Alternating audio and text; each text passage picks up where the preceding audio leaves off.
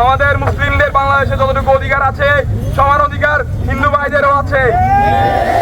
আমরা সবাই একসাথে কাঁধে কাঁধ মিলিয়ে দেশের সকল ষড়যন্ত্র একসাথে মোকাবেলা করবো ইনশাআল্লাহ।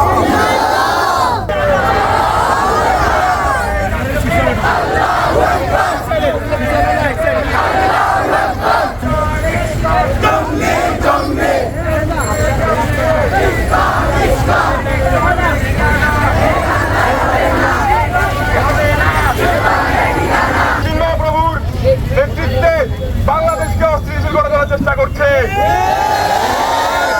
তারা বিলোনিয়া সীমান্ত বন্দরে এসে আমাদেরকে উস্কানিমূলক বিবৃতি দিয়ে আমাদের বিরুদ্ধে তারা অঘোষিত যুদ্ধ ঘোষণা করছে। চট্টগ্রামে তারা আমাদের সাইফুল ইসলাম আলী ভাইকে জবাই করে নৃশংসভাবে হত্যা করেছে। তাদের এইসব নৃশংস কাজের বিচারের দাবিতে আমরা ছাত্র সমাজ আজকে এখানে অবস্থান করেছি।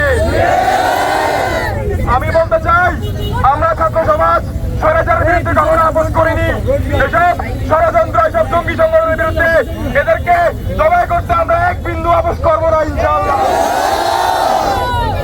আমরা এসব ষড়যন্ত্র, এসব অন্যায়, এসব অবিচার জানিয়ে দিতে চাই, এই বাংলার মাটিতে কখনোই সম্ভব হবে না। আমার সনাতনী ভাইদের উদ্দেশ্যে বলছি, এই 24-এর গণঅভ্যুত্থানে আমরা মুসলিম হিন্দু সকল ধর্মের ভাই ভাইরা একসাথে কাঁধে কাঁধ মিলিয়ে সংগ্রাম করেছি। আপনারা সবাই জানেন কোনটা কালো কোনটা সাদা, কোনটা জঙ্গি কোনটা ভালো। আপনারা, আমি আপনাদের উপর তীব্র বিশ্বাস রাখছি, আপনারা কোন রকম এসব জঙ্গি, এসব উগ্রবাদীদের সমর্থন জানাবেন না। আমরা 24-এর গণঅভ্যুত্থানে যেভাবে হাতে হাত মিলিয়ে কাঁধে কাঁধ রেখে সংগ্রাম করেছি, এইবারও আমরা এসব ষড়যন্ত্রে একসাথে কাঁধে কাঁধ মিলিয়ে মোকাবেলা করবো ইনশাআল্লাহ। আমাদের বাংলাদেশের ছাত্র সমাজ রক্ত নিতে কখনো আপোষ করেনি, রক্ত নিতে কখনো আপোষ করবে না ইনশাআল্লাহ। আমরা